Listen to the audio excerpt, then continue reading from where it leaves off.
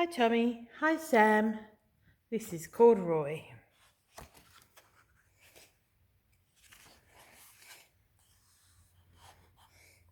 Corduroy is a bear who once lived in the toy department of a big store. Day after day, he waited with all the other animals and dolls for someone to come along and take him home. The store was always filled with shoppers buying all sorts of things, but no one ever seemed to want a small bear in green overalls. Then one morning a little girl stopped and looked straight into Corduroy's bright eyes. "Oh, Mummy," she said, "look, there's the very bear I've always wanted." "Not today, dear," her mother sighed. "I've spent too much already. Besides, he doesn't look new. He's lost the button to one of his shoulder straps." Corduroy watched them sadly as they walked away. "I didn't know I'd lost a button," he said to himself. "Tonight I'll go and see if I can find it." Late that evening, when all the shoppers had gone and the doors were shut and locked, Corduroy climbed carefully down from his shelf and began searching everywhere on the floor for his lost button.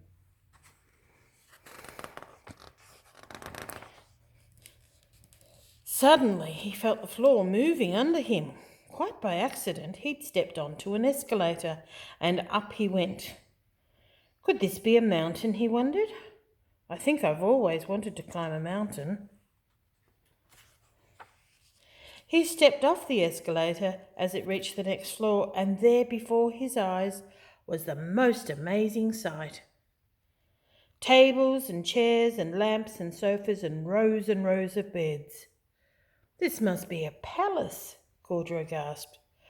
"I guess I've always wanted to live in a palace." He wandered around admiring the furniture. "This must be a bed," he said. "I've always wanted to sleep in a bed," and he crawled up on the large, thick mattress.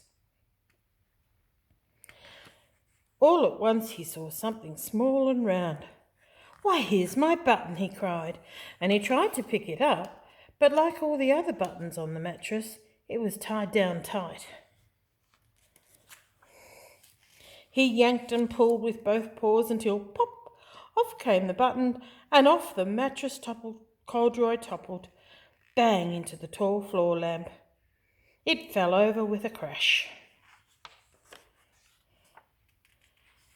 Corduroy didn't know it, but there was someone else awake in the store. The night watchman was going his rounds on the floor above. When he heard the crash, he came dashing down the escalator. "Now, who in the world did that?" he exclaimed. "Somebody must be hiding around here."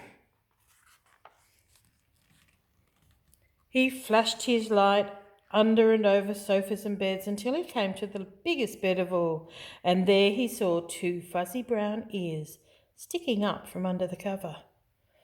"Hello," he said. "How did you get upstairs?" The watchman tucked Corduroy under his arm and carried him down the escalator and set him on the shelf in the toy department with the other animals and dolls.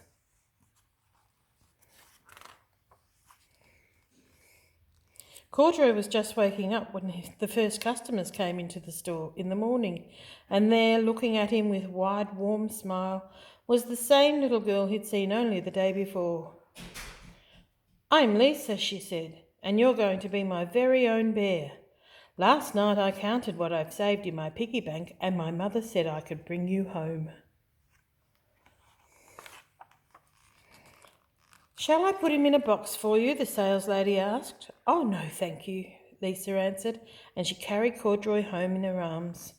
She ran all the way up 4 flights of stairs into her family's apartment and straight to her own room. Corduroy blinked. There was a chair and a chest of drawers, and alongside a girl-sized bed, stood a little bed just the right size for him. The room was small, nothing like the enormous palace in the department store. "This must be a home," he said. "I know I've always wanted a home." Lisa sat down with Corduroy on her lap and began to sew a button on his overalls. I like you the way you are, she said, but you'll be more comfortable with your shoulder strap fastened. You must be a friend, said Corduroy.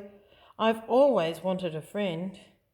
Me too, said Lisa, and gave him a big hug.